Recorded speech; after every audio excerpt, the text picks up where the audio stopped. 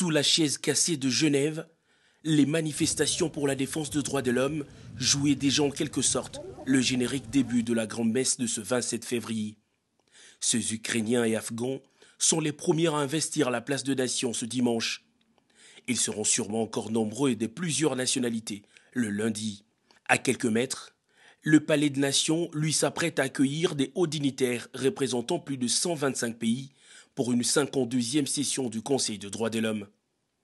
Une session aux grands enjeux qui se tiendra en format hybride combinant participation en personne et virtuelle.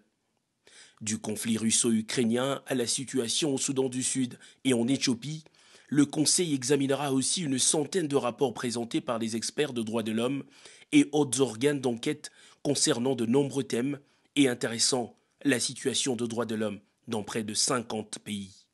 La République démocratique du Congo va elle aussi défendre ses droits et faire entendre sa voix. Le président de la République, Félix Antoine Tshisekedi Tshilombo, prendra bel et bien part à l'ouverture de la session le lundi.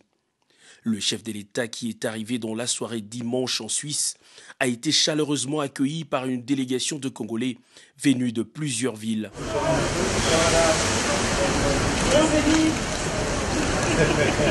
L'épineuse question de conditions difficiles dans lesquelles vivent de nombreux réfugiés internes provoqués par la guerre d'agression rwandaise sera sûrement sur la table des discussions. Prévu à 9h50 heure de Kinshasa, le discours très attendu du président Tshisekedi va certainement aborder les avancées enregistrées par le pays en matière de défense des droits de l'homme au courant des dernières années.